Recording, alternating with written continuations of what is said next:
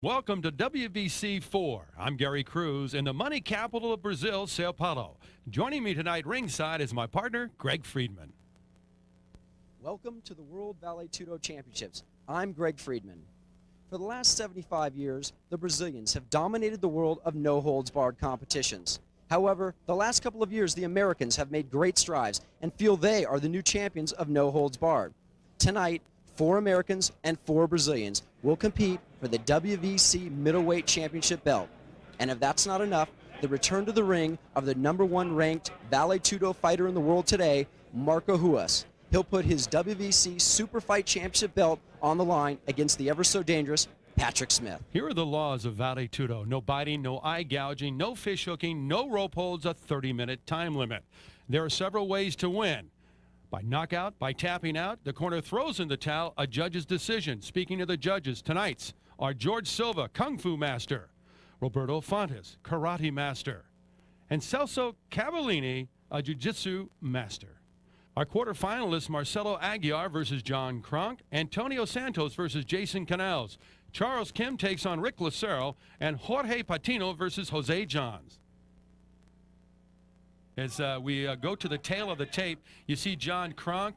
He's 5'11", 178 pounds from Denver, Colorado. There's Marcelo Aguiar. He's 5'10", 181 pounds. These guys are almost mirror images of themselves from Rio de Janeiro. Sergio Battarelli gets it going. He's our referee tonight.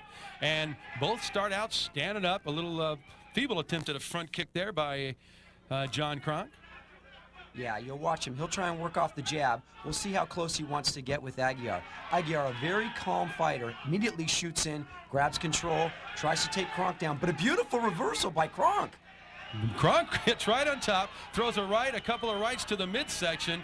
As you watch Aguiar try to prevent those shots, but Cronk right now is well, he's now in the guard, and a couple of a brief flurry by both gentlemen as they work their way to the corner. Yeah, Cronk, a very aggressive fighter. You could expect him to be punching and kicking throughout this fight. We'll see if Aguiar can take the abuse that the American can put out. Well, I'll tell you, the American is a tough kid. I'll tell you, former Special Forces member in the United States military, as he continues to try and dominate on top. Yeah, he's got these good ground skills, as he told us earlier. He said he was not afraid to go to the ground. He's got that good base.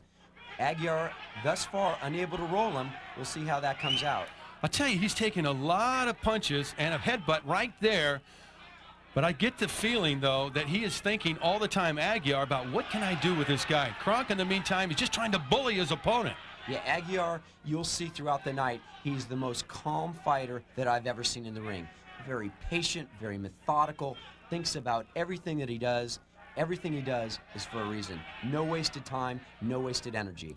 This young man, Aguiar, has never tasted defeat as a Muay Thai fighter.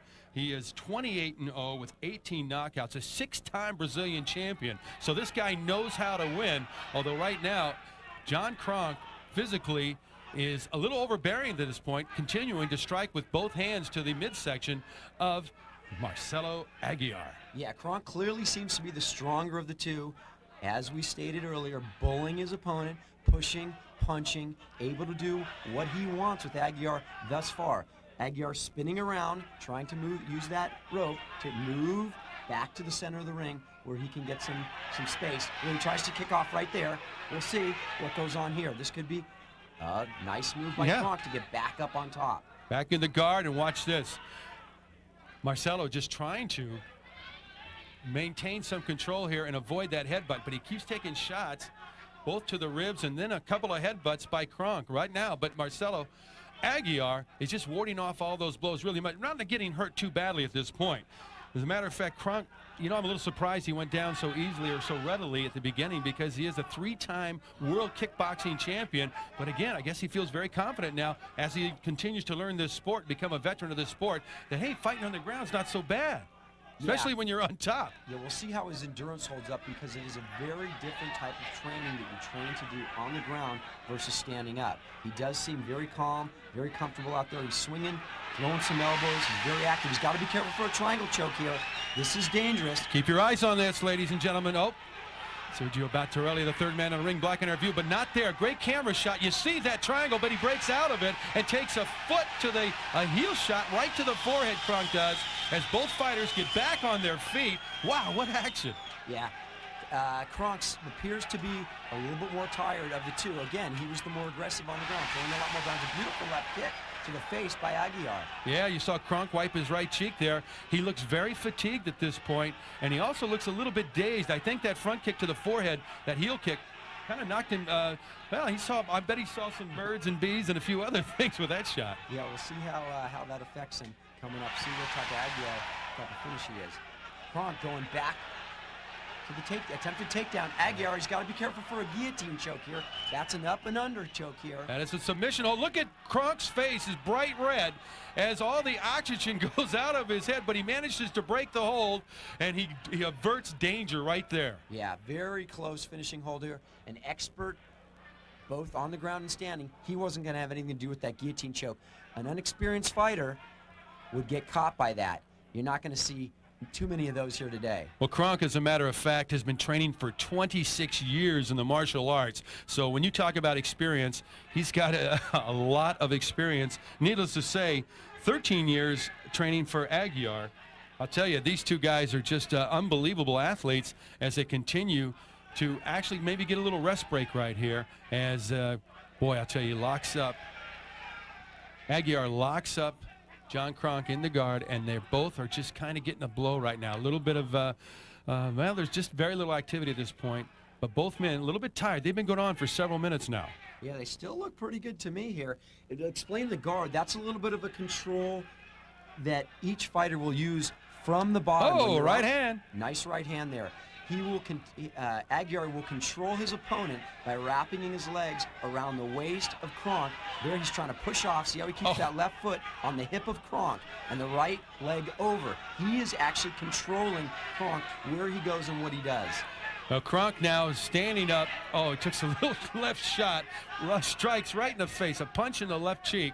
And big mistake that time by Cronk as he tries to continue to overpower Aguiar. I don't think that's going to happen. He's just going to get tired.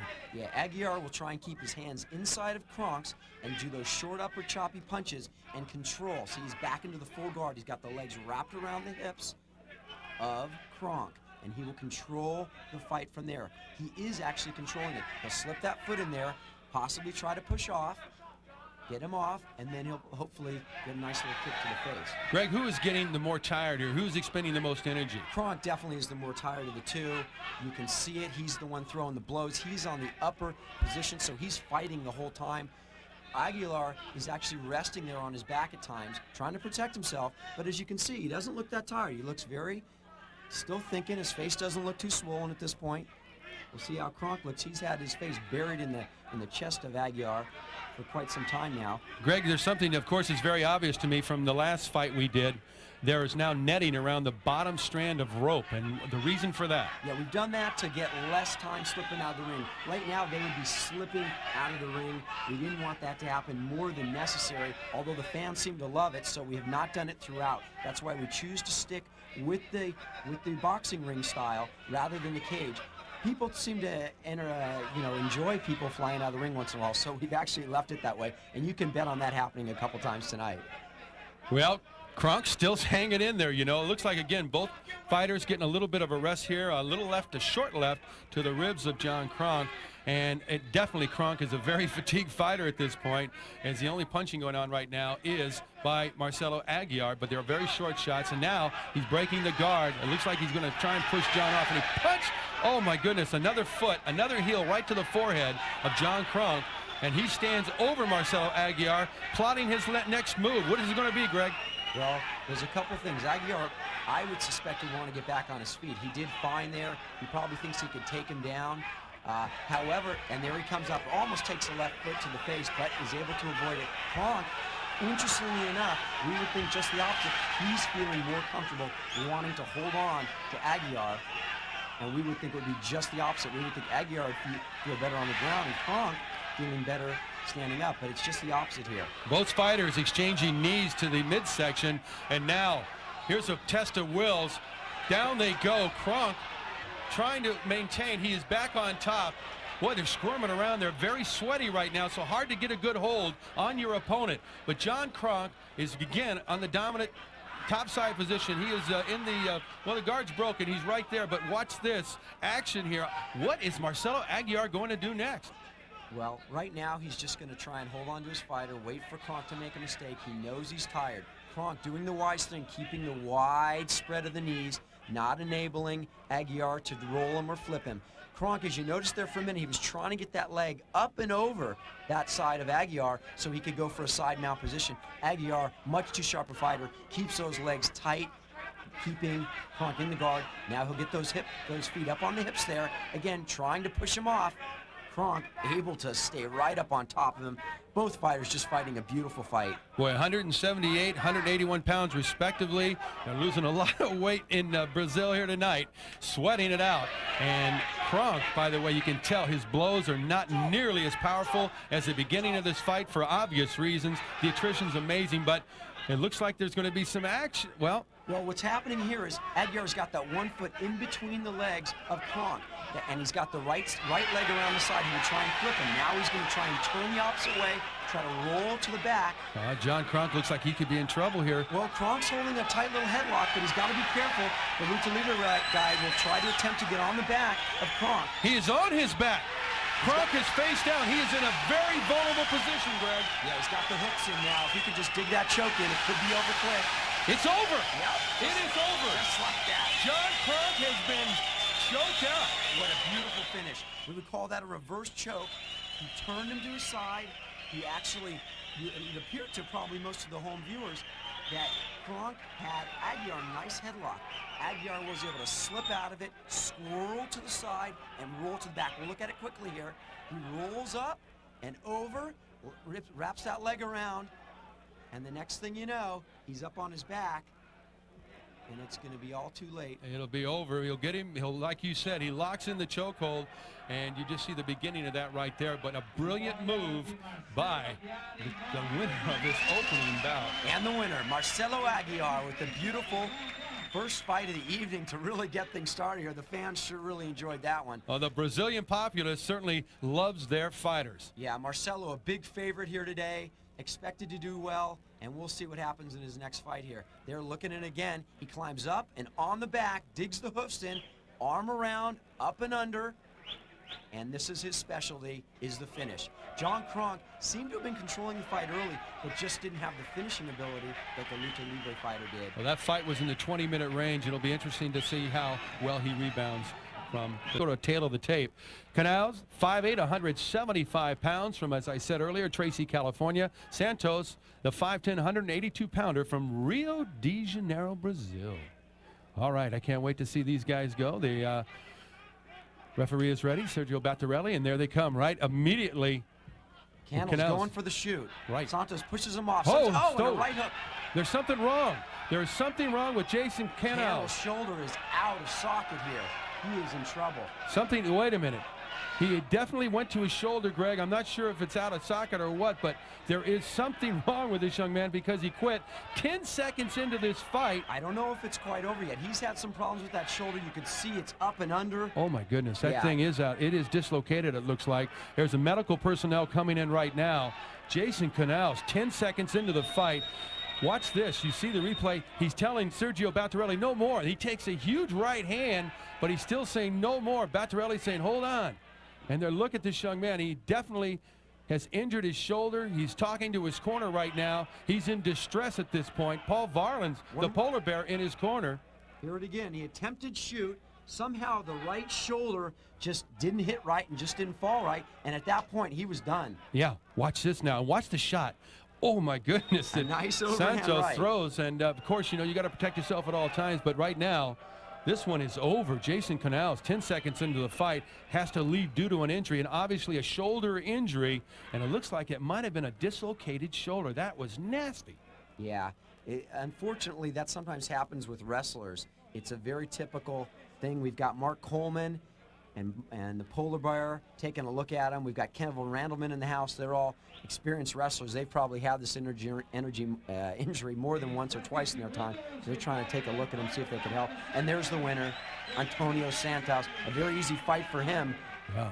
I mean, he just kind of said, okay, wow. I can't, we'll wait and see what happens in the next fight. But again, one more look at this. You see Jason Canals saying, no, I can't do it any longer. I've got an injured shoulder. And that's the end of that one as we get ready for our third bout. Nervous. This guy's got a lot of energy. Here we go. Lucero, Brazilian Jiu-Jitsu is his style. He's 5'6", 178 pounds. And Kim at 5'8", 181 pounds. Here we go. A little bit of a delay. Lucero, of course, has the ankle guards on, the knee guards. He's you can get those darn burns from the canvas there, so he's ready for anything. Although those actually sometimes can be a hindrance for a fighter, because you get them down, you can get a grip on something like that. I know a lot of guys don't like to wear tape because you get a grip, maybe get a cheap arm bar or something like that, or an ankle lock. Anything can happen, but Rick decided to go with the extra equipment because he has had some ankle problems in the past. Exactly, and that's why you see most of these fighters are wearing virtually nothing. One pair of little tights or shorts, and that's it. They don't want anything to grab onto. The sweatier the body, the tougher it is to hold on to. So that's why most of these fighters are dressed the way they are tonight. Well, Rick is he loves jiu-jitsu. He has really studied these Brazilian fighters. As a matter of fact, a two-time U.S. champion in '95 and '96. Kim, in the meantime, he loves the Taekwondo, and he's very, very physical, very tough. I think you're going to enjoy this bout. Yeah, this should be exciting. This is one of the big events tonight.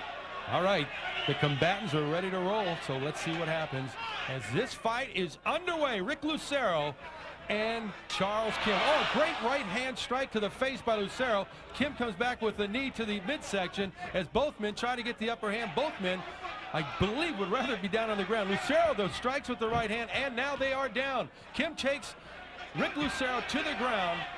A beautiful sweeping takedown there by Kim, and a kick and a punch.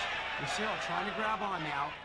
Beautiful right hands by Lucero, but that appears all that he's got standing up, but that could be enough. That was a beautiful couple of right hands that he landed on the jaw of Kim. Another one by... Boy, two haymakers, both missed. By the way, earlier you may have missed it, but Kim kicked Rick Lucero right in the face. Yeah, it was a really nice move. Lucero now on top. Kim holding him over and under, trying to maintain control. Again, he'll be using his wrestling. This is going to be mostly, I expect, on the ground. I would expect jiu-jitsu versus Brazilian jiu-jitsu, should I say, versus American freestyle wrestling in Charles Kim. You'll see now, he's Charles Kim trying to hold and control Lucero. He'll get up, try to control the neck. Lucero, just an amazingly strong guy. Here, he was competed in professional bodybuilding. Was Mr. Right. San Diego, was Mr. LA, Mr. California, but he loves to fight, and this is what he's back doing. He sure is. And also, you talked about his strength. He was a state bench press champion, so the guy can lift a lot of weight, and he hopes to lift about 181 pounds of Charles Kim off the ground. But right now, both of them planning their strategy here. There's a great knee to the midsection. Oh, into the groin. A great knee that time by Kim to Rick Lucero's groin. Man, when you ring that bell, I'll tell you what, I can't know what's keeping him up. Yeah, Lucero really took a couple of good shots there. You saw him thinking about those two, but he is the heart of a champion. This guy will never give up. He told us that earlier. He's never tapped out, and he never will. So I expect this one to be a great, again, a long fight. Two strong, tough guys battling inside, neither one wanting to go to the ground, it appears, at this time. That's interesting to me, especially for Lucero, who loves the jiu-jitsu style, Brazilian jiu-jitsu. They love to get you on the ground and then just work you over. But I'll tell you what, Kim is very strong in his own right. 20 years in his training has certainly paid off for him. He's really, really strong. Yeah, you can see Lucero. He was trying to go for a takedown, wrap that leg around, a famous move of jiu-jitsu, but Kim, with that great base, he's going to be a very difficult man to take down. I think Lucero has decided, yeah, he's about ready to go down, but they're trying to go down in the right fashion. If they want to go down, they don't want to go down on the bottom, neither one of these guys. Lucero, I would think, would be the better man of the two, fighting from the ground. Wrestlers do not fight good from the bottom. They need to gain control. So it's going to be really interesting to see when they go down, how they go down. Both men exchange right hands to the midsection and the side right there. Not devastating blows by any means, just trying to, a nice shot to the back of the head from Lucero administered to Kim. Kim now trying to pick Rick up and put him down. Double leg takedown is not working at this point. Rick with the elbow to the back of the head. Lucero will keep that leg in between Kim's leg that generally will control the balance and enables him not to be lifted off the ground, and it worked perfectly there. Kim, a very strong guy, usually can take anybody down to the ground, but Lucero, not wanting to go down in that fashion, said, Well, they continue the stalemate right here. They continue to stay in that one corner, the red corner there, and just, you know, very periodically, one guy will throw a knee, one guy will throw a little shot. There, oh, another shot to the groin. By the way, I got to tell you, folks, they do wear protective cuffs, or they would not be standing. Trust me. They do have some protection down there. This is vicious. Yeah, as you stated earlier, these guys are in tremendous shape. 3 to 6% body fat on these guys. Average people have about 15 to 20% body fat on them. Athletes is generally around 12. These guys are like 3 to 6% body fat. Amazing, amazing athletes here today. What reminds me of right now, they're both standing up, but they actually look like they're striking like they would be when they're lying down. You know, they're both in the clinch, and then they're both just letting little shots, rabbit punches to the head, occasional headbutt. Rick Lucero, a great side headbutt just a moment ago. Yeah, they'll use that to just soften up their opponent, try to distract him. That's what those are for. Try to distract the guy, take him to the ground the way I want to take him down. You are watching Vale Tudo 4, our second bout of the evening from Sao Paol, Brazil. Rick Lucero with a right hand, trying to take down Charles Kim, but Kim with great balance, great all-around athlete, not going down unless he's on top. You see that Rick Lucero holding the shorts of Charles Kim. Again, if you were wearing a gi or any type of clothing, he'd be holding on, which enables you to even throw better, and it's tougher to fight against a sweaty body. So that's why these guys have virtually nothing, a beautiful knee to the midsection by Kim. Well, I tell you, this is just a stalemate. It's just two men with very, very strong wills, and they will not budge. Either will not give in despite continuous knees to the groin from Kim to Lucero. Lucero with headbutts, and now they're trying to make a break that time. Tried to break out of the grass, Rick Lucero did. Now a shot to the midsection. They look like boxers right now. Nice overhand right there by Lucero. He is clearly stronger puncher of the two. May not have the skill as a puncher that Charles Kim does, but boy, his shots are devastating. Down to the ground almost they go. Kim trying to sweep. Lucero picks him up. Beautiful double leg takedown. Lands on top. This is where Kim wants to be. Lucero comfortable here, keeping him off. He's got him in the half guard. But keep those legs up actually and under. They're actually up and under to try and throw Kim. He decided he's not going to be able to do that. Kim's got too good a base, and he took Kim back around and into the guard. This is Kim's real move now, his very big, his most productive offensive move of this evening. 2 headbutts there, a couple of strikes to the face of Lucero. Lucero counters with a very meager left hand to the side of the head. Rick Lucero just trying to hold on, bring him closer, although a nice right hand, a chopping right hand by Rick Lucero, another one right there, and a headbutt by Kim. And a right hand, a wild rights and lefts right now by Charles Kim to the face of Rick Lucero. Lucero, though, trying to ward off the blows, but he just took a shot to the face. Yeah, Lucero clearly taking a beating. Straight right hands, elbows. He is taking some punishment right now. But he is such a controlled, calm, cool, collective fighter that if he's able to endure, look, he's looking for the triangle choke. He'll try and pull Kim's head down and wrap that leg around. He's digging for something, not quite able to get it in there. He's got those short legs, which are not enabling him to wrap around the head of Kim. These guys are in such great shape now. They've been going for several minutes and really have not shown any signs of fatigue as they both continue to try and work their respective game plans out. It's obvious that Charles Kim, excuse me, it's obvious that, well, look at this. Now, look, Lucero's trying possibly to get a triangle. Exactly what he's looking for here. If he could wrap that left leg underneath, Kim, a very strong guy. We'll see how his finishing techniques are. What hasn't been tested is Charles Kim's finishing techniques. Oh, my headbutt. Beautiful headbutt by Kim. I could feel that all the way back here.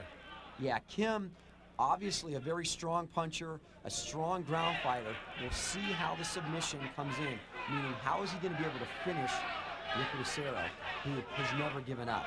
He just does not give up. You could punch him till he passes out, but he won't give up. So the way you're going to need to beat Rick Lucero is by a choke or an arm bar, which I can't believe is going to happen to him. So it's going to be real interesting to see how the finishes happen here, if it's going to be won by Kim. I am so very impressed by the way that you people have put together a card of some evenly matched fighters. Well, this is only the second bout, and if this is what the third bout, excuse me, and if this is what we're going to see tonight, we are in for a treat. Yeah, that second bout went so fast, I almost forgot it was 10 seconds, but that, of course, was an unfortunate problem with the shoulder of one of our other fighters. But I'll tell you right now, these two guys are just rocking and rolling. Look at that, a little left that misses. Thank goodness, as far as Rick Lucero is concerned. Yeah, Kim keeping him in control, does not want to go to his back, and you can see he's got a great balance, keeps the arm spread, he keeps the leg wide out, not enabling Rick Lucero to flip him and roll him. There's a good left hand that time by Charles Kim to the face of Rick Lucero. Lucero is in a bit of a quandary. When he brings him close, he gets hit in the rib cage area, and when he wards off those blows and tries to strike himself, he seems to be taking a lot of punishment to the face. Yeah, he sure is. He's waiting. Again, like we saw in our first fight, he is clearly the better finisher, as was Aguiar over Cronk. And Cronk was doing the same thing as Kim in this fight, punishing, but unable to finish. That's what I expect to see from Rick Lucero. If he can endure all this punishment, he'll be looking for a finishing hold. So Kim's got to be careful he doesn't make any mistakes. We're now 9 minutes and 42 seconds into this fight. My! Beautiful. Unbelievable right hand by Charles Kim right on the jaw of Rick Lucero. He didn't even blink.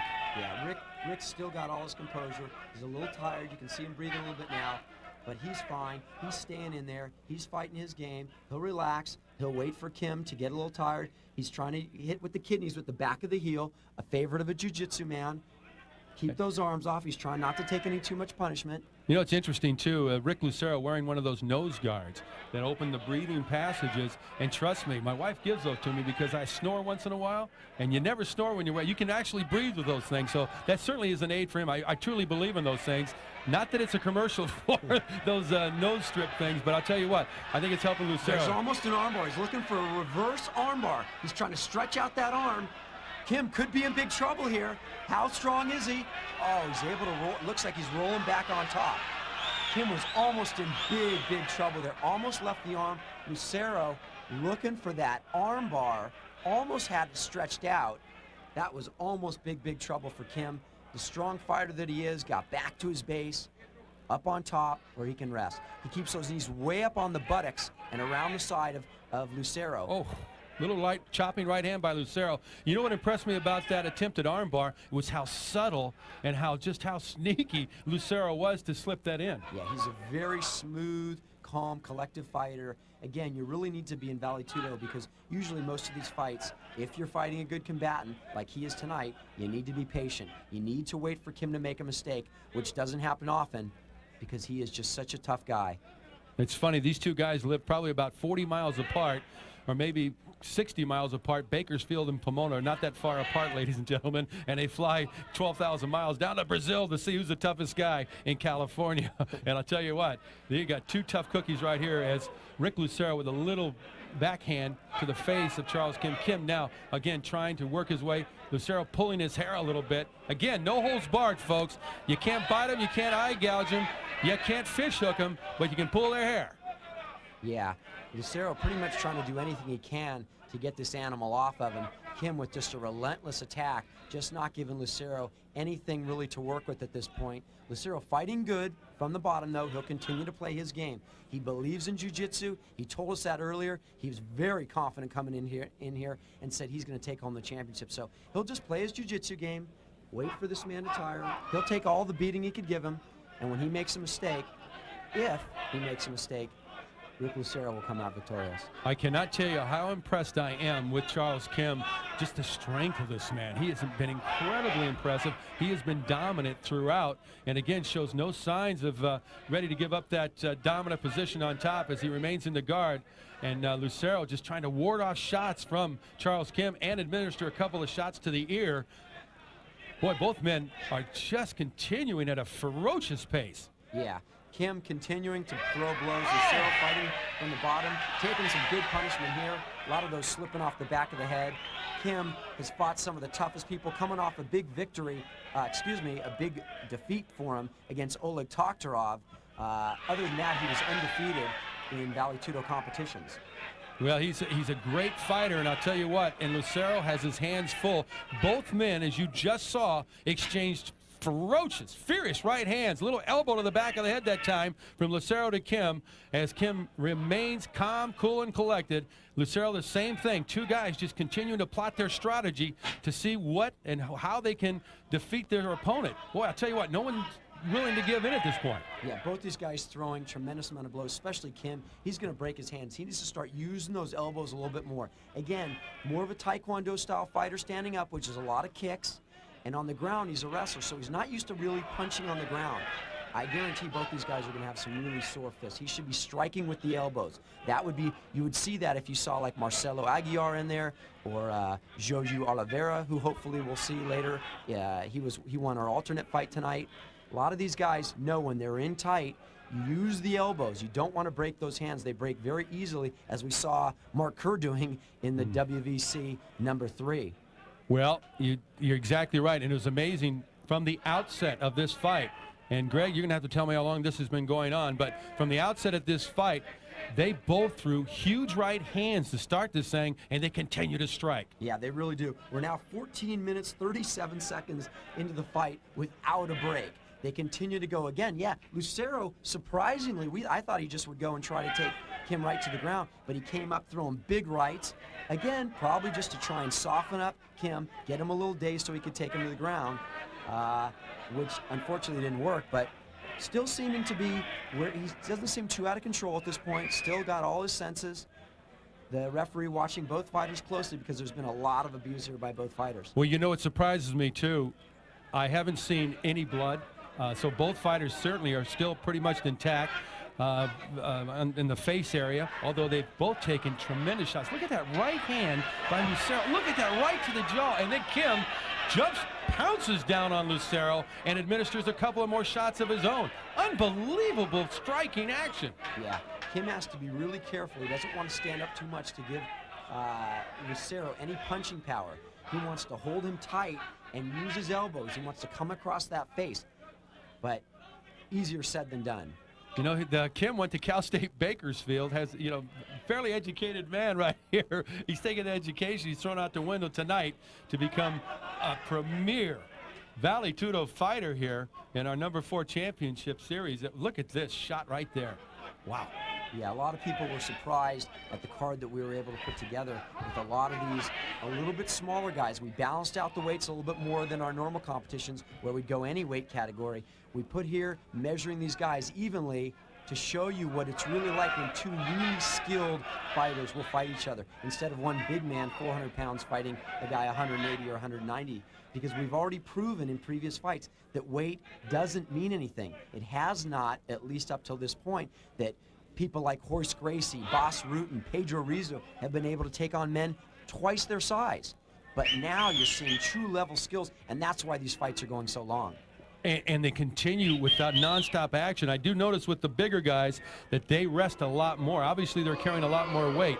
But these guys just go and go and go. They're like the Energizer Bunny. Yeah, starting to see some blood from the face of Lucero. He has taken some good shots here from Kim, but he is a true champion, and he, as he told me earlier, will not give up under any circumstances.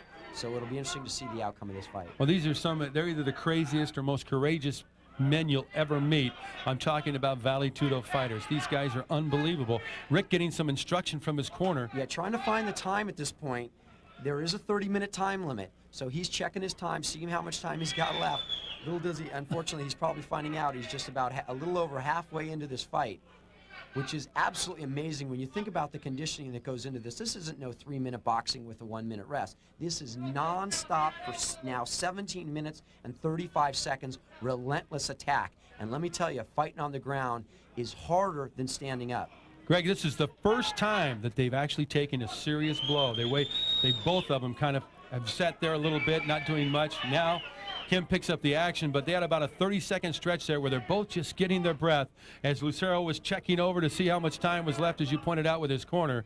And now they're back at it. They got their rest, and watch out, buckle up. Great right hand by Rick Lucero to Charles Kim's face. And Kim comes with both hands and a barrage of punches to the head of Rick Lucero, although he warded them off very well. Yeah, he really did. He was able to keep his head up and tight against the head of Kim. If he stays flat on the mat, Kim will be able to push the head down, reach up, and do some good striking. But Lucero, this is his style of fight. This is what he's used to. He's used to being on the ground. He's used to being in tight quarters, holding his opponent, and striking from the bottom. Boy, I'll tell you what, the winner of this fight, you know, you got to wonder, what will they have left for the next fight? I felt about in one of our earlier fights that went over 20 minutes. You know, what is that winner going to have left for the next fight? But the recuperative powers of these young men is incredible, as you will see tonight. Yeah, this is the challenge that coming into these 8-man tournaments, this really has become a sport of tremendous will, of tremendous heart. What you train all year for many of these guys for 20 years, 25 years to get this one opportunity. And now they get to show what they've got in their heart. Oh, my. Did you see the right hand by Beautiful Lucero? right hand. He just waited. He waited and waited. And he said he's not going to move, so he let it go. Kim didn't even budge. Kim's got to get in tight. Kim's got to get back where he felt comfortable. He's going to take some punishment here. Lucero, beautiful, beautiful right hand. He's got a great right hand. That is impressive. Yeah. Now he's stretching him out, holding onto the hair, hitting and holding. Wow. Beautiful barrage there. Kim taking those punches, but now he decided to put his head back into the chest. He'll do that. He'll rest. He'll get his head back down in the chest where he can't take those direct strikes. You know, a hit on the top of the head he's fine with. Does not want to take those direct blows to the nose and to the mouth. Boy, another just Lucero just holding, grabbing the hair with the left hand, striking with the right hand, and landing. Devastating right Oh, hand. Beautiful another right. Oh, Jesus. Unbelievable shots. Yeah, Lucero showing some surprising punching power. It's not really surprising knowing what a strong guy he is, but really is not a stand-up fighter. Is so beautiful. Oh, punches. he just keeps drilling. Kim, how many of those can he take? Not many more, I would think, but who knows? He is one tough cookie. He was doing all of the great punching early in this fight. Where did Rick Lucero get the energy charge? Where did he get the resurgence of energy to land shots like that? He's landed at least 10 gigantic right hands to the jaw of Charles Kim. Yeah, this is the style that he's used to fighting. You saw this much in the WVC in the amazing fight that between Fabio Gurgel and Mark Kerr, where Fabio would rest, seemingly taking endless abuse from Mark Kerr, just hammering probably 500 punches, elbows, knees, everything he could to the face and to the body of Fabio Gurgel. But then when he would get an opportunity to sit up and strike, he was able to do it. It's a really relaxed, calm, comfortable thing that you have to learn to do to be a jiu-jitsu specialist, which Rick Lucero has proved he is here today. Well, Kim is trying to actually landing some shots to the ribs and the side of Rick Lucero, and Rick just clinches all that musculature in there, and I don't think it's hurting him too much, but that headbutt has to hurt, and that one right there has to hurt as he tries to continue to soften up Rick Lucero with some rights to the body. Rick puts that arm down, then the headbutt comes right behind when the arm goes down, you watch Charles Kim's head, boom, with the headbutt right there, right there. Those are vicious strikes. Yeah, that's typical in any style of fighting. Work the body, the hands come down, and you go up to the head. Work the opposite, they bring their hands up, you go down. They bring their hands down, you go up. And Kim fighting a beautiful fight, working, tiring, but will he be able to finish Rick Lucero? Looks like there's some swelling, too, on the left side of Rick Lucero's jaw area. That's where he's taken some pretty good headbutts and a lot of strikes with the right hand from Charles Kim. You see, he'll try and dig that foot in to try and push Kim off. But Kim just holding a tight grip. He's such a strong young man himself. Holding tight, not allowing Lucero to push him away, therefore getting a kick to the face or possibly a reversal. And now they break. Kim steps back. Lucero stands to his feet. Lucero, I expect, will look for that big right hand again. We'll see what he's got. There's a nice right jab by Lucero. Boy, just that quickly, Kim said, that's enough. I've had enough down here, and he got up. Let's try something different. Boom. Lucero not afraid to go up. It's kind of funny, too. He's using Lucero that time, using Kim's energy. Kim lifts him up to try and move him over. Lucero just acting like dead weight and makes him expend more energy. Little elbow to the back. Didn't budge Charles Kim. Kim's got to be careful here. He's susceptible. Lucero trying to dig in for the choke. We'll see. This is how Kim's been in trouble before. Let's see if he learns something. He wants to get his hand in the opposite. He wants to get his left hand underneath Lucero's right arm and push down. Okay, it's broken now for a minute. Most fighters would think that you would go with the right hand under the left arm of Lucero, but no, you want to do the opposite arm, push that hand down and away. Well, you just saw moments ago, too, to the left of your screen, that bald head over there was Red Herd, who was in Rick Lucero's corner. Kind of a turnabout in Vale Tudo 3. Rick was in Red's corner when he fought Pedro Rizzo. So, and Pedro, of course, won that fight. And Rick would like a little better luck out of this one, although he's got his hands full with Charles Kim. As Charles Kim, they both now, again, there's a battle of will going on right now. Yeah, looking for that over-under. He's trying to get, both trying to get positioning, hopefully thinking the other one might be susceptible to a choke. But I don't think either one of these guys would be. But and even if they are, he's up. Looks like they're going to. Oh, they're leaving the ring. Well, I'll tell you, you could just see that happening as the ring parted a little bit, and Lucero's weight forced Charles Kim on his back out of the ring. Sergio Battarelli telling Red Herd, get back in that corner over there, as he went to go help his fighter back into the ring. And we're going to resume the action. Here we go. Man, you saw, oh, a great front kick, and Kim goes down in a front mount. Lucero has Kim in a front mount and a left hand to the jaw. Yeah, Kim's just totally exhausted. You can see it. He's starting to show. The arms aren't flying as freely. It was an attempted takedown, which a skilled wrestler like him would never miss. And there it is. The guillotine choke, the tap out. All of a sudden, you know it. Before you can see it. Lightning quick tap out. A guillotine chokehold, submission hold by Rick Lucero on Charles Kim in a brilliant fight that went 25 minutes. Unbelievable.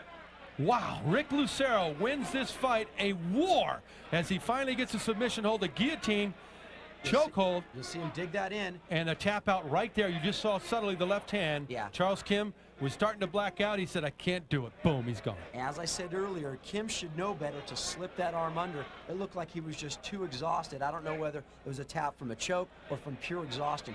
He didn't even lift his hands up to try and slip that arm underneath Lucero's. He knows that. He's a wrestler. He's an experienced fighter. But the will to win belongs to Rick Lucero. The official time, 25 minutes exactly. And Rick Lucero will continue on in another fight if he can. And there's the champion of our third fight of the night, Rick Lucero. Charles Kim just totally exhausted. There it is, the look of a champion. He dug it in, a couple elbows early, digs up, under, and he'll choke him out. A great fight. And a brilliant move. A brilliant move, and you could see Lucero. The tail of the tape. Jones is, of course, a 5'10", 181 pounds, and he's, of course, a Brazilian, as is his opponent tonight. And Luis Patino, Jorge Luis Patino, he's 23, 5'8", 175 pounds. By the way, Pele, 23 years of age too, got that little nose strip on. He wants to breathe like the rest of them. A lot longer and leaner looking than our last combatants, who are a little more stockier. But watch this as Sergio Battarelli gets this bout going. I'm surprised Pele is so confident he's got an earring that he's wearing into the fight. I don't know if that's a mistake or he's actually that confident that he's just going to destroy Macaco. You can see that typical Muay Thai fighter. Macaco will want to take, Macaco in the white shorts will want to take Pele to the ground as quickly as he can. Pele will want to stay on his feet. And they're just kind of feeling each other out. Not one blow thrown yet. About 20 seconds into this fight, as they just move around and say, okay, who's going to make the first strike? Who's going to try the first takedown? Pele will want to rise that knee up when Macaco shoots. We'll see how effective the shoot is against an experienced Muay Thai fighter. Pele, also experienced on the ground, doesn't talk too much about it, but I have a feeling this guy, as I've seen him in his previous fights, he's unbelievable. He is so well-rounded.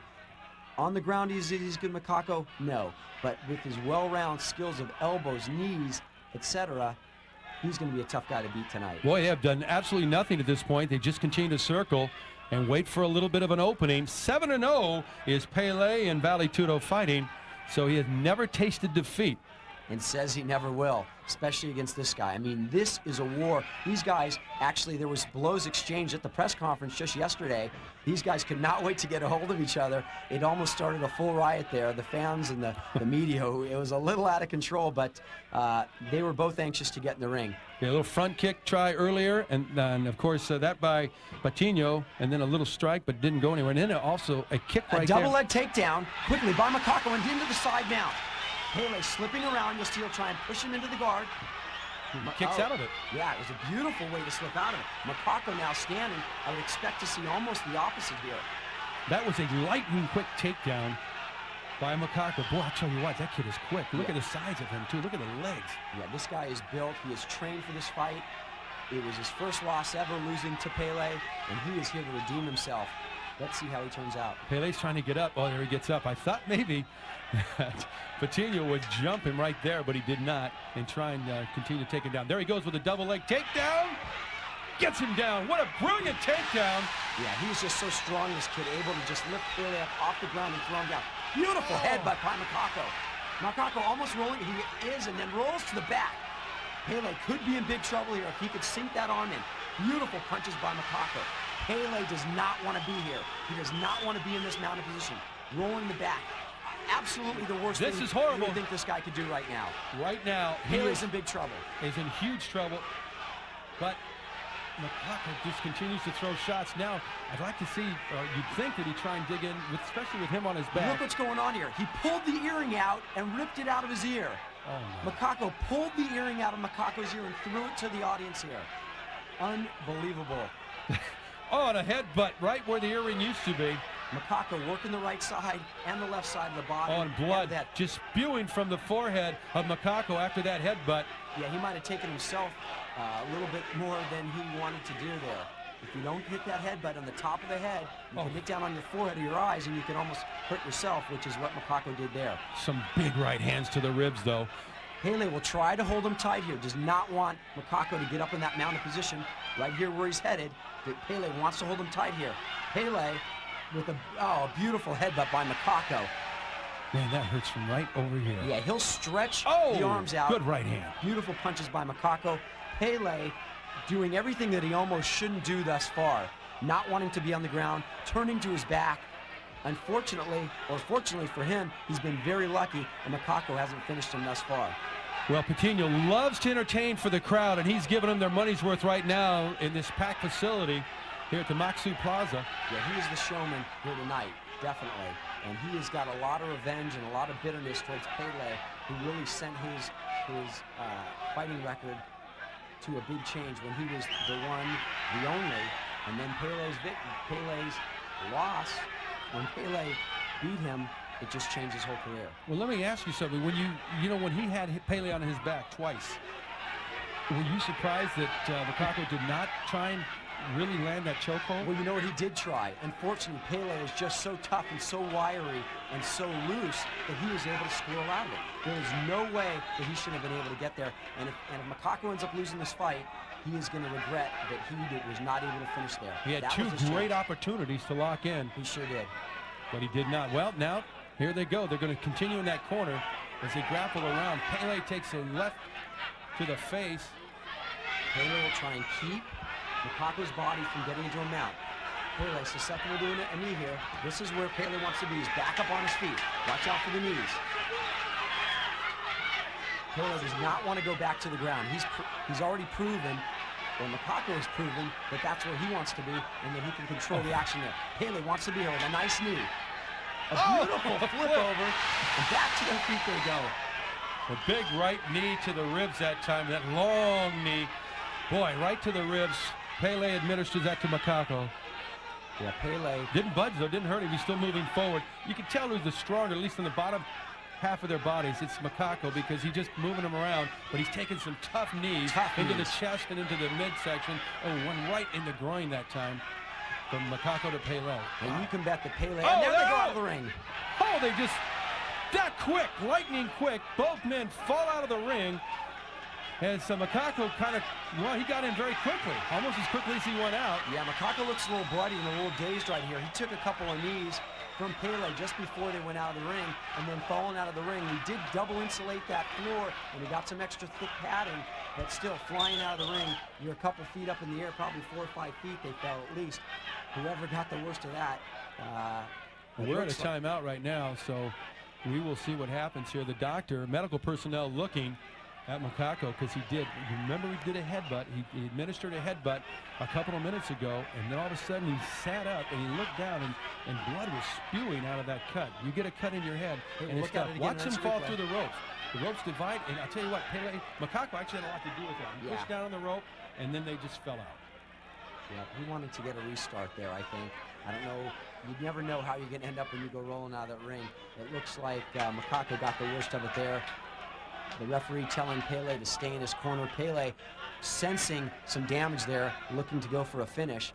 He was in trouble early, but coming on now, he's like, come on, bring on, let's get back into the fight. It's like, he can't hurt me, this guy. Very confident Pele was. When Makako went after him at the press conference, Pele just, no problem. Oh, he comes right over Pele with the right hand, and he's now in a front mount position. Now Makako will try and pull that leg in and drive his shoulder forward, unable to do it. Back to the feet they go, a nice knee. Another one by Pele. Makako holding the shorts to gain control, to keep so he can feel where the body of Pele is, because his head is up over the shoulder of Pele. They'll try to hold him close. A nice attempted elbow by Pele. Might have nicked the side of Makako. Didn't hurt him at all, though. Makako got just a death grip on the shorts of Pele. Little right hand, left hand combination, glancing blows. Pele starting to gain some confidence here, starting to feel he knows Makako had his opportunities, and now it's my turn. Standing, striking, kneeing, elbowing. Makako nice little flurry by Makako. Good call. You're right. Makako, though, has had his chances. Oh, big kick that just missed the jaw from Pele. Tried to lay that on Makako. That's right. He wants, let's get him out of here now with a kick to the side of the head, a side kick. Makako starting to drop his hands, looking a little tired. Both fighters taking a little bit of a few second rest. While they want to stay on each other, they also know they're both tired. Very, very similar to what happened in the beginning of this fight. They both circled around for at least a minute before anyone attempted any kind of a strike whatsoever. Yeah, these guys, there's a lot of respect in there, a lot of hate, but also a lot of respect between these two guys. They know what the other one's capable of. A nice little leg kick attempted by Makako. Almost out of the ring again. Almost took a trip out. Oh, Makako could be in trouble. A left and a right by Pele. Pele with a beautiful right hand. Now he'll go for the up and over leg again. Now Makako will try and hold the leg and drive to get in that mounted position. Let's see what Pele's learned on the ground. Oh, Pele really softened up Makako. There's a knee right there to the head, top of the head. Another knee right to the top of the head. That's gotta hurt. But he softened him up with a great flurry of blows that sent him down to the ground. Oh, they're out of the ring again! It was almost a dive by Makako, exactly what Makako really wanted to do. He hoped that he landed in the ring, but he will pull that leg and drive with the shoulder and reverse the hold from being in a possible guillotine to roll into the mounted position. Battarelli going over to Makako saying, hey, pal, let's try and do this in the ring here. You keep flying this guy out, and now the medical personnel are back in Makako's corner. The doctor right there trying to administer to that wound that he had on his forehead. Yeah, Makako looking a little bit dazed at this point. Got a nice cut. They taped it up. Let's see. It's over. Pele, victorious. He's saying, okay, I shut up the critics here. You got the finger in front of the mouth there like, shh. That's exactly what he's saying here. He came in here in Sao Paol, which is Makako's hometown. When you heard the fans come in for Makako, they were all for him. He had an eye injury. They stopped the fight. Pele, victorious. Again, like our last fight, he is going to have a tough match to regain. We'll look at it again in instant replay.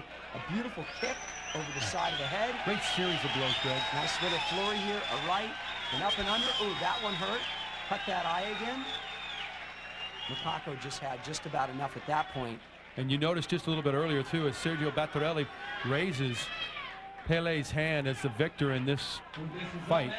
You saw earlier the doctor on camera go, it's the eye. He could not continue, so the doctor stopped this. One of the few ways that a fight can be stopped. A technical knockout, and it was over. Makako, wow, what a performance. He's hurt. That could have ended his career right there. Boy, time will tell. Coming up, our the super semifinals. final.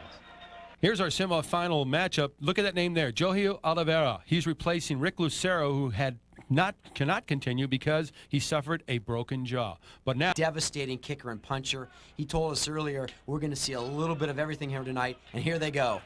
yes, and they stalk each other initially. A little front kick there by Santos. Not much behind it. Aguiar, you could see again, he's very calm.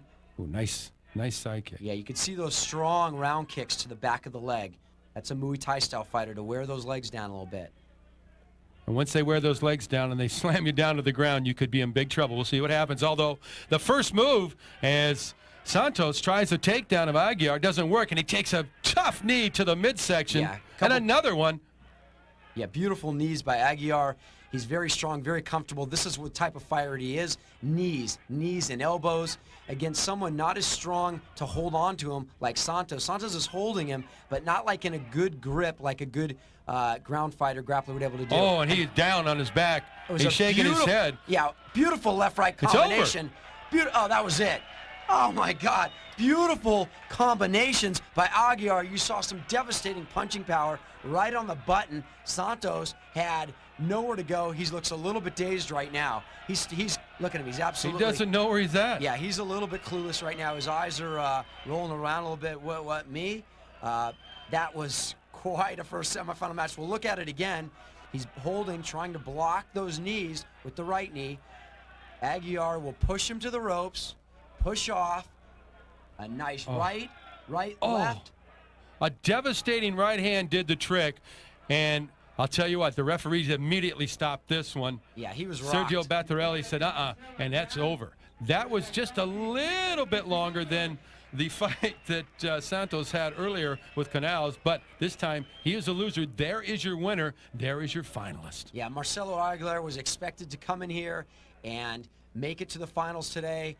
It's going to be a great showdown, whichever one of the two combatants he's going to fight next. As you can look at it again in slow motion, a couple nice slow leg kicks, set him up, get into the grip, push off, right-left combination on the button, and that was it.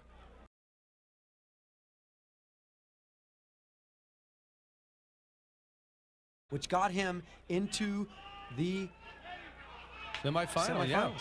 Because Rick Lucero, we told you earlier, had to pull out with an injured jaw. I believe he broke his jaw. Koji in the black, and there is Oliveira.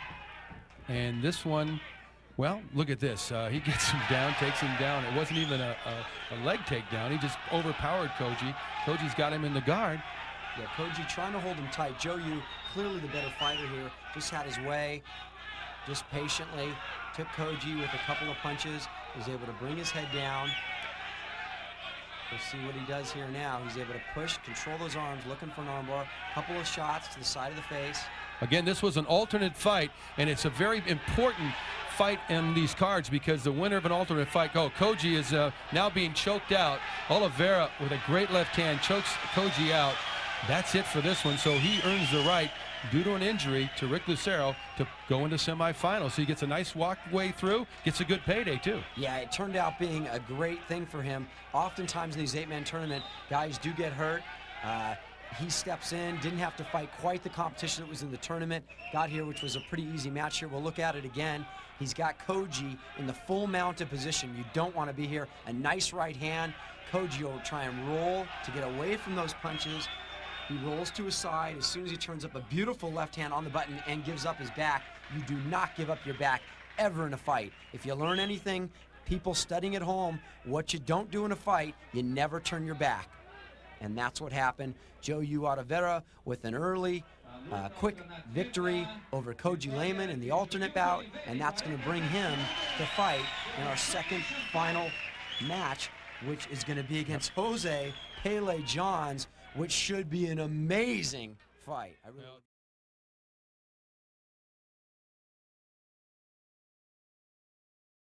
Yeah, Pele comes in with some great credentials, and we'll see how he does it here today. He's the current middleweight kickboxing champion, and he's held almost every title in stand-up fighting. This was a big step for him, stepping up into Vale Tudo. He's now 7-0, and he has told me he does not lose, does not plan on losing. Whoa! Beautiful takedown by Johil.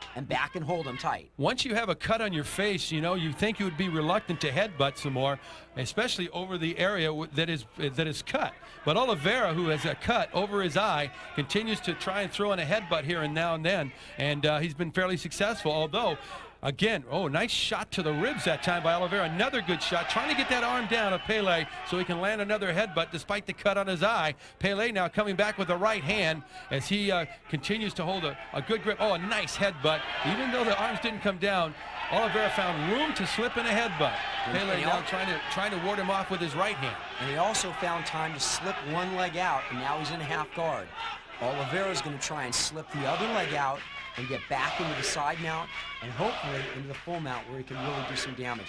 Here he's in a position where he just wants to control Pele's strike just to annoy him, to get him to drop his hands, to drop his guard, or to ease up on those legs so he can get to a situation where he can do a little bit more work for him. And it worked beautifully right there. He gave him a shot in the ribs, came up, a quick headbutt, and now Pele trying to get out of harm's way. Although he's not having much success, he's taking some pretty tough shots in the face with a headbutt, and blood is everywhere, ladies and gentlemen, based on a cut mainly over the eye of Oliveira.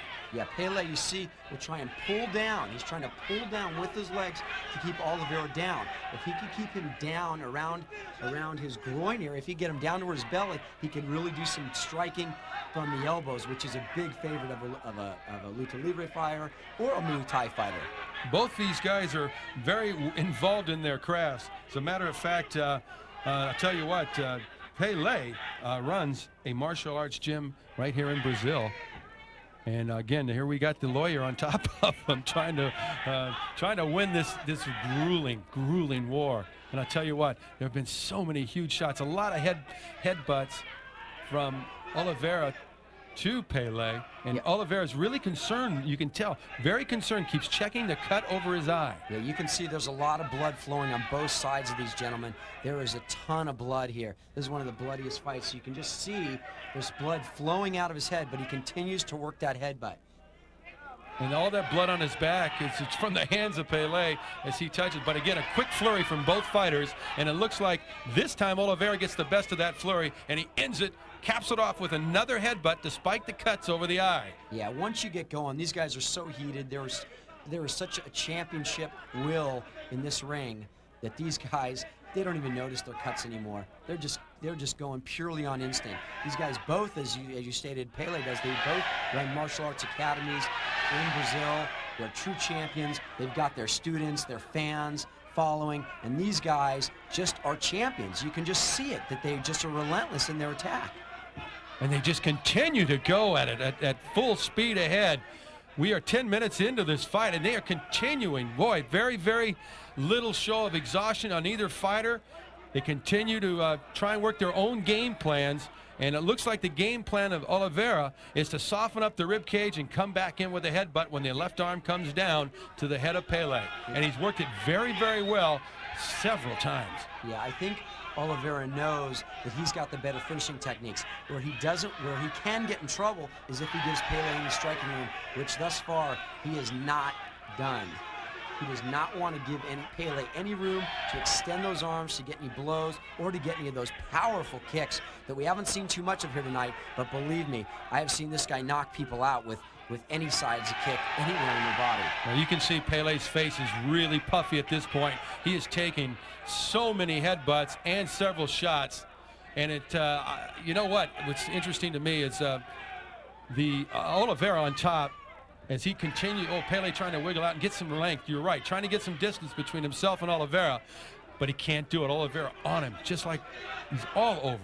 Yeah, he's really staying tight. He knows the strengths of Pele's, and he's not willing to give it up. Again, Pele's holding him tight when he wants to, and then he'll try and make a surge, push him off, get those strikes in. We continue to wait for these guys. Normally through these fights, especially if you've watched these for many, many years, you know that these gentlemen at one time or another, especially in a duel of attrition like this, that they will take a blow. They'll take a rest, but they haven't done it as yet. They continue to just try and get the upper hand. And again, blood flowing freely in this fight from both fighters, it appears at this point. Look at the eye there of Oliveira. I should say Pele. It is cut open. He's got a nice gash down the right side of his right eye. Yeah, these fighters, again, you're seeing these long, incredible, well-balanced fights, something I've never seen before in any Vale Tudo event ever before. These fights are so evenly matched. Federico Lapenda, the promoter of tonight's event, did an absolute amazing job in matching these young fighters up. Oftentimes, the great fighters won't fight people, like we've heard what took so long for Mike Tyson to fight Holyfield. Well, they really didn't want to fight each other. They could just knock around other people. Well, these guys are true champions, all undefeated, all willing to put their titles on the line. Pele is 7-0 in Vale Tudo competitions. He's a current kickboxing champion, and he went on and took on the best here today. John Oliveira is a Brazilian Vale Tudo champion currently. He's a freestyle fighting champion. It's starting to hurt me, man. I keep seeing those shots in the ribs. And ow, the 5-time Luta Livre champion. Credentials unmatched anywhere in the country, in the world today. And one thing you'll find out with a Brazilian fighter, they just won't quit. They will go until they're either a doctor stops it or the towel's thrown in. You will not see a Brazilian fighter tap out. Look at that. Unbelievable action. And then, Pele had a moment there. Yeah, he had a moment where he almost was able to use a foot or something to ward off the relentless attack of Johil Oliveira, but he couldn't do it. Yeah, he had a chance there to push off. Oliveira was up. Pele was just too tired to get in any sort of kick that could actually keep him off. Definitely Pele wants to get back on his feet. He's not able to do really anything down here. Occasional strike, but he definitely wants to get back on his feet. Oliveira knows that and is not going to let him do it. That left eye, look how swollen that is from taking all of those headbutts. Very reminiscent of the Mark Kerr Fabio Gurgel fight, where Kerr headbutted Gurgel at least 40 times over the eye, and it was grotesque. This eye is starting to blow up. His face is starting to break up, but we've got more action. He's starting to kick out, but well, go Greg. Well, he tried, he tried, but Oliveira staying extremely tight on there, was not willing to let him get up, and that was just a beautiful, beautiful fight. Unbelievable move, technique, but both fighters just staying, trying to fight, trying to overcome, trying to find their opponent to make a mistake, but it just hasn't happened thus far. I don't think Pele had the strength to kick out of that. He tried to administer a heel kick. He just could not, scooch away, could not get away from this guy.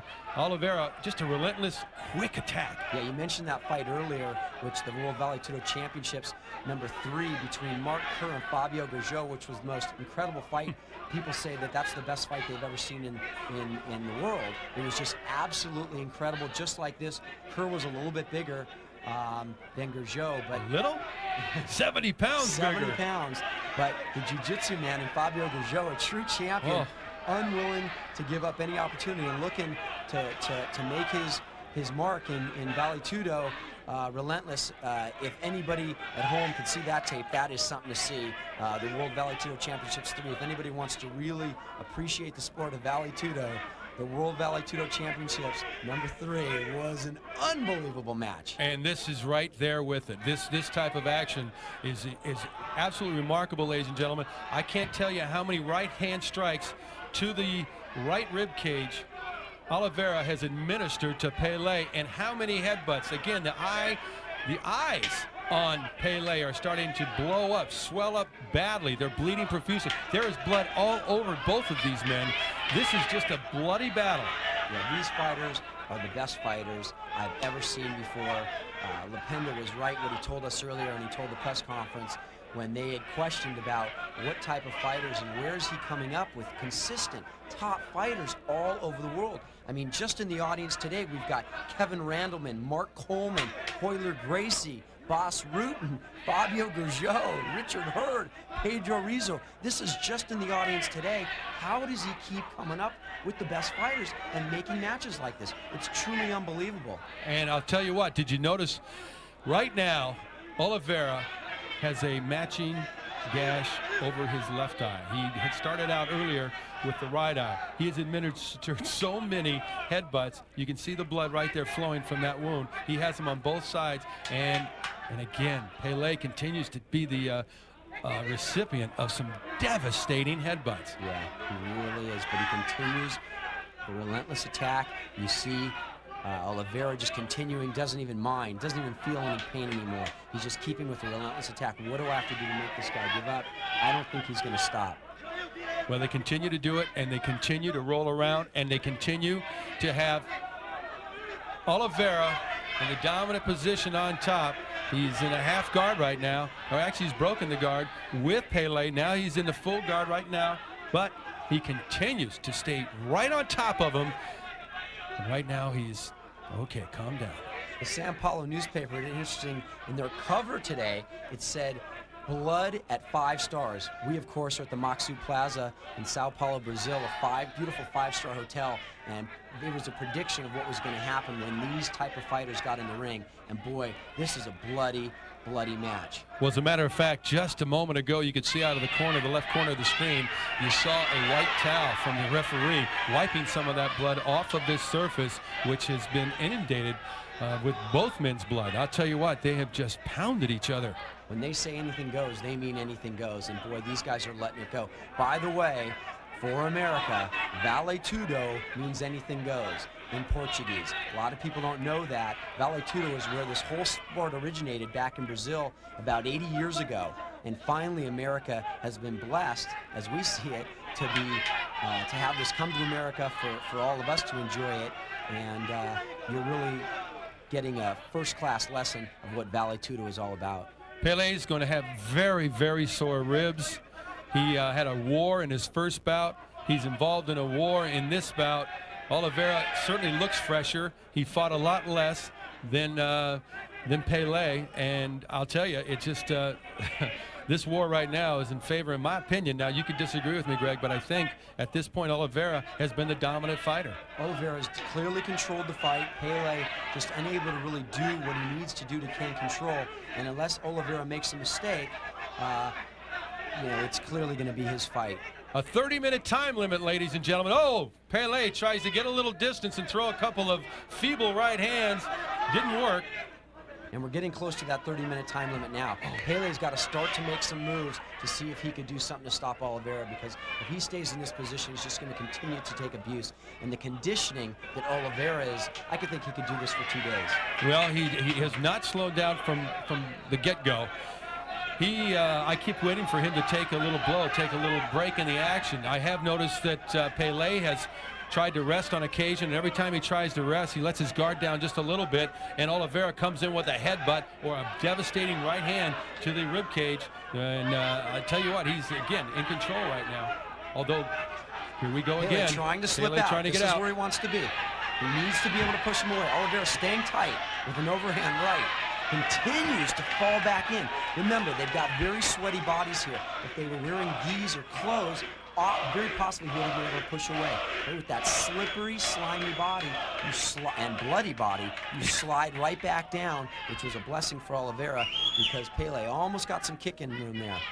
Well, the Maxu Plaza here is full of Vale Tudo fans. They love this sport. They support it amazingly here in Brazil, and certainly in other parts of the world now, as we have noticed, because these shows have been popular in Russia. They've been very popular in Japan. There's a show coming up in Turkey. So there's a lot of different places in America and the United States, I should say, and the world that appreciate this type of fighting. And I'll tell you what, you won't find any more courageous men than these two right here. Yeah, the World Vale Tudo Championships is here and here to stay. It's all over the world now. Just like you said, they've been all over. They continue to be all over. If you people enjoy this sport, please don't be afraid to let your cable operators know how much you appreciate and how much you enjoy and how much you're learning about this sport. Because as we've all heard, few people are trying to think that it's a little bit too much for people. But as you see, these guys are fine. These are true warriors. I haven't seen anybody really knocked out tonight. It looks bloody. It looks powerful. Oh, it is bloody. It's bloody and it's powerful, but you know what?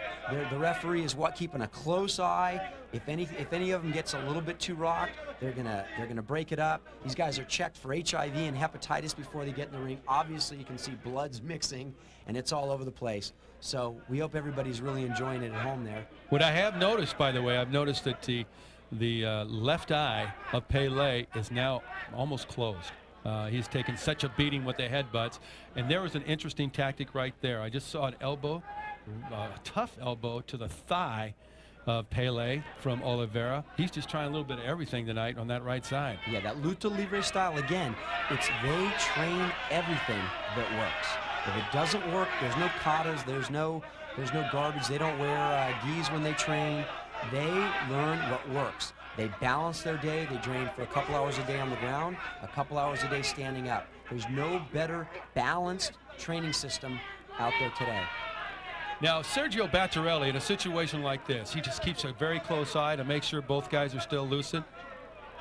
I'm sorry? Sergio Battarelli, his job right now, obviously he's the referee, but he just really, they'd hate to be a factor in any of these. Exactly. He's keeping a close eye to make sure that neither one of them is really rocked. I mean, they're bloody, they've been cut, but you know what? We can see from where we're sitting, we can still see they are focused. Their brains, their heads are all still in the fight. They're maintaining their composure. They're still doing what they need to do. Pele knows he can tap out at any time. His corner has a towel that they can throw in at any time, but they know he's swelling and he's hurt. Let's not kid ourselves. But you know what? He's up to that third, fourth, fifth level, and he feels no pain, and he will fight till the end. He also has a 7-0 perfect record in Vale Tudo on the line tonight. So obviously with that, you want to protect that undefeated record. I'll never forget the fight with Red Herd and Pedro Rizzo. Red Herd was undefeated, and it just, he just was worn down, but that man had no quit in him at all. Pedro just flat beat him in the fight, and that really hurt. I spent the evening with him, and when you're a champion and you're undefeated and you lose that first one, that's devastating. He doesn't want to have that feeling. I'm talking about Pele. Yeah, exactly. And Oliveira, on the other hand, 11-1-1. Comes from a family of fighters. His father was a Vale Tudo champion in the early 80s. His young son, he's training. Of course, he's not in the ring beating people silly, but he's training to protect himself and learning the self-defense methods that will make him possibly a third-generation Vale Tudo fighter. And it looks like his knuckles are getting very sore because now he's starting to use the palm of his hand to strike with.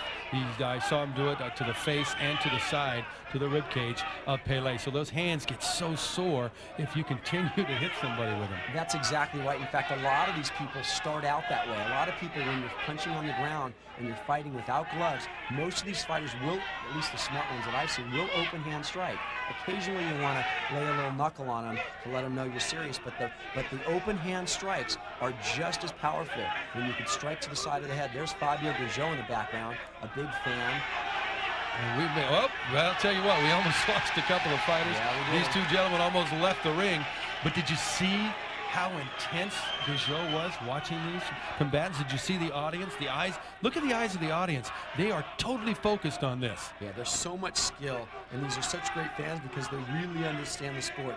And you know that if you're a kickboxer, it doesn't matter how good you are. If you're going to fight a good Vale Tudo style fight or a good luta libre fighter, you're going to go to the ground because you're going to miss when you throw a punch. And even the best people like Pele, who is unbelievable on his feet, undefeated, kicker, puncher. But these great ground fighters were able to take him to the ground. Luckily, he's been practicing his ground skills, so he's able to survive, but not able to really excel. You know what? Even an open palm right hand to the face has got to hurt. I just saw Pele take one from Oliveira just then, and now he takes another headbutt. Oliveira changing his attack now. He'd been working on the right side exclusively, and now he's working his way over to the left side, striking with the left hand, because that right hand, frankly, has got to be very sore. Although he balled up the fist that time, that right hand is very sore. And look at the blood everywhere. Yeah, these guys are just putting on the fight of their life. Neither one of these guys, or probably anybody who's watching this, has ever been in a war like this. Can you believe, though? Look at Pele. Came back with the elbow. He came back with a nice burst of energy right there. He continues to try and attack with the elbow, trying to land it on the top or the crown of the head of Oliveira. Yeah, with a few minutes left in this fight, he knows he's got to start to react. He's got to start to make something happen. He knows that Oliveira has a lot of fans here. He knows that he's got to do something different. He knows that he's on the bottom, and Oliveira has been controlling him. However, exactly right. He's still got a lot of juice left. And if Oliveira makes one little mistake, it'll be over. And right there, again, he works the left side of the face of Pele, continues to work that left side after he had spent exclusively the first 3/4 of this fight working the right side. But look at those headbutts, and again, the swelling on the face of Pele is very obvious here, along with all the blood. Yeah, Oliveira with beautiful control, doing what he wants to do, standing up, trying to, oh, here's Pele's chance, and a beautiful, great takedown. Oliveria leg says, sweep. we're not going to play that game. He actually thought about it for a minute and realized, I am destroying this guy on the ground. Why would I get up? Why would I risk? And a beautiful double leg was almost off the hip. Takes him right back down. Pele was just too exhausted to slip out of that. Early on, he would have been able to do something. There was nothing he could do. The speed and quickness of Oliveria was unbelievable when he took him down. I thought Pele had indeed escaped, and he did not. It was that quick. Yeah. Wow. These guys are absolutely unbelievable. When you look at the skill level that you're seeing here today, if you're a fighter, if you've ever trained before, you've got to understand. This is like even a Holyfield versus De La Hoya. Holyfield just doesn't have the skills that a De La Hoya does. Of course, he may be able to take De La Hoya, but when you look at the skill level, you are seeing the very best fighters in the world today. Yeah, and right now we see what we see in these fights tonight too. We are seeing evenly matched fighters, totally evenly matched, and it's been an unbelievable display of expertise in the art of Vale Tudo. Yeah, and Vale Tudo is to create a way that people can understand what really is the best sport, what is really best. Here's Oliveria. Back down in the position. Pele trying to slip out of it, trying to get some elbows, trying to get his game going, but just unable to really handle Oliveria thus far. I am amazed again at the quickness of Oliveria. Every time it looks like Pele is going to do something positive for himself, Oliveria uses his quickness to thwart any kind of offensive thrust by Pele. But Pele right now is landing a couple of left hands. I didn't think he had anything left, and he does. He's thrown a lot of great elbows late in this fight, so we'll have to see if he can maintain that pace. Yeah, he's still got plenty of juice. He's still a great fighter. And Oliveria is very aware of that if he lets his guard down for one moment, and that's exactly why he took him back down to the ground, is it could be over that quick. Well, Oliveria has taken a couple of tough shots to the back of the neck as they lie there in front of Sergio Battarelli. That's the great thing about Sergio. He doesn't have to move around very much because these guys aren't. They're just lying there hitting each other. Another headbutt. He's worked his way over to the right side of the face again of Pele. Oliveria with a headbutt, then an open palm shot with the left hand to the side of the face as they squirm around in there. Yeah, Oliveria trying to slip out of that guard so he could get in a side mount or a full mount position where he can actually try and finish this fight. He wants to finish Pele. No one has ever finished Pele. Everybody had their eye on this guy today, and it'll be interesting to see if Johil will be the one to finish him.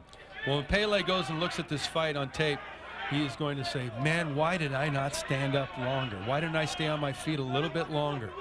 And instead of getting in the position that he's been in where he's taken such a brutal beating at times. Yeah, and then but he's administering. Look at the elbow slam right up against the side of the head of Oliveria. Some great elbows, but Oliveria slides right back in. Yeah, truly, Oliveria knows where he needs to be. Pele knows where he needs to be, unable to quite get there, but still a true warrior, still sticking it out, waiting for anything to happen where he could put the hurt on Johil Oliveria.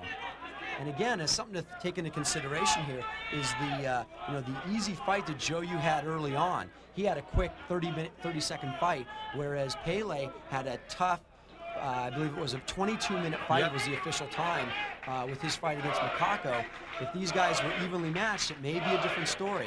So fatigue definitely comes into the factor. I mean, if you just look at it, people who normally know fighting sports, it's, in America at least, it's boxing.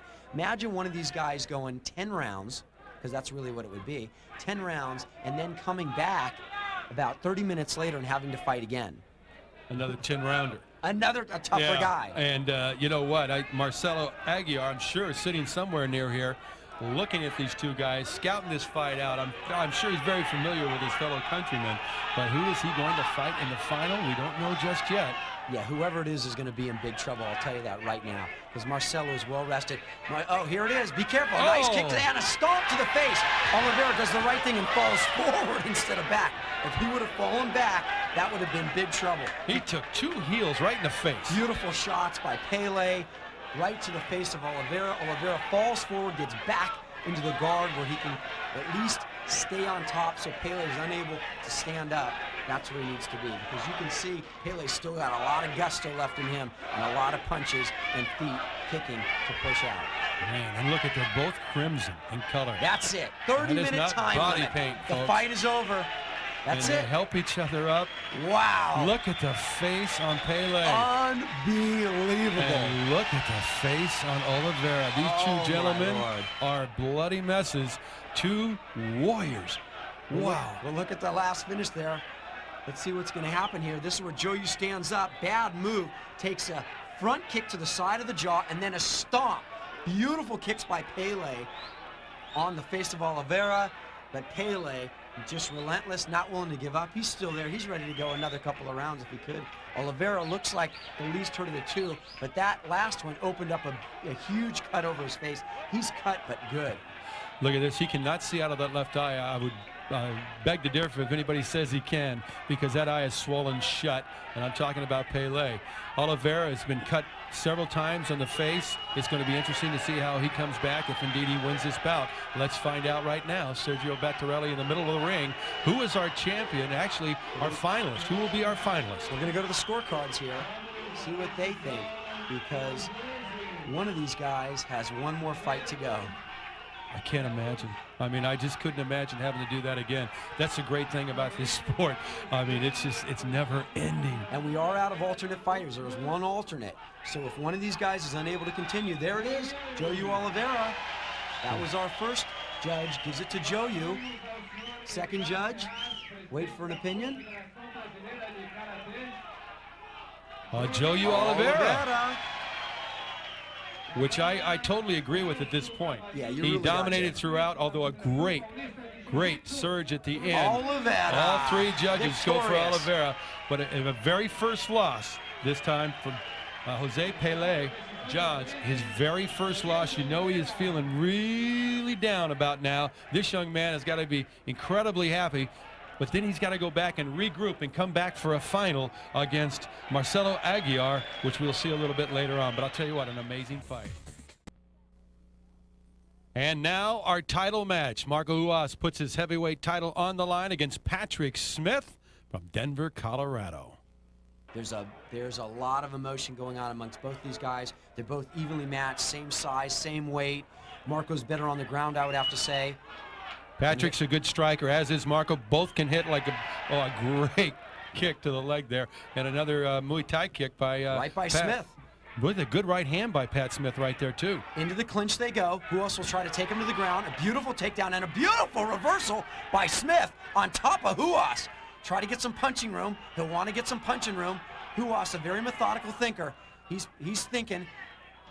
Smith with a couple nice strikes on Ruas. This is exactly where Pat Smith wants to be, on top, because he is a great striker. He's also a heavyweight boxer, and he just has a devastating nice right hand. roll, But a good roll. I mean, and it's out. It's over. It's an ankle lock. An That's ankle it. lock ends it before any of these guys broke a sweat. Unbelievably cat-quick, 230-pound Marco Ruas with an ankle lock takes out Pat Smith in a matter of seconds. Unbelievable. Let's look at it again here. Patrick going for the strike. Ruas rolls him. Smith leaves his ankle. Perfect positioning by Ruas and cranks the ankle. Patrick has to tap out, otherwise he'll break his ankle and probably his whole knee there. Ruas had a nice clinch with both knees tight. Ruas, that's it. They give a friendly hug. Even though these guys are not good friends, I like to see the sportsmanship. Tremendous athletes here, willing to show their respect. Patrick Smith raising Marco's hands. I was beat. Unbelievable. And you see it one more time, and again, Patrick Smith, again, where he wants to be, on top. He's a great striker. He actually threw a great right hand. Couldn't keep his balance. Right, and Marco uses his great leg strength, and look at him lock in that ankle lock. And Pat has to tap out, or he's going to have a broken ankle or some kind of a damaged knee. Something bad is going to happen to him. And Marco Ruas, he's a legend here in Brazil. They absolutely love this man. He's as popular an athlete as there is in the country, and he, of course, retains his championship. Yeah, he's so well-rounded. For him to come out and look like he was in trouble and able to reverse that, it was truly spectacular. He's always got something new to show. Into the ring comes Pedro Rizzo, the WVC 2 champion. People have wanted to see this guy fight someone like Don Fry or or Dan Severin, both who have declined the challenges thus far. There's Federico Lapenda coming into the ring with the belt, with the championship belt. You know, walking through the hotel with this guy is like being with the Pied Piper. People just gravitate towards him. He's just a phenomenal guy. He gives a lot back to this country and this community. And here's the takedown here it once is, again. the takedown again. This is mano-a-mano, strength on strength. And Pat holding on for dear life, but Pat does a great job to reverse it, and he gets on top, and he wants to get some distance. This fight did not last long, but it was one of the most exciting one-minute fights, if there's such a thing, you've ever seen in your life. But look at this. Pat gets up, and he says, give me some room. I'm going to try and pop a right hand to your jaw, and Pat's got him right there. Pat doing something illegal, holding on to the rope. Sergio Battarelli got in there in time to break that up, but again, Marco Ruas, the king of the streets. And that says it all right there. We'll look into the ring. There's a couple of powerful men right there in the ring. You'll look at Marco Ruas. There's Mr. Maksud, the owner of the Maksud Plaza here. There's Federico Lapenda. Ladies and gentlemen,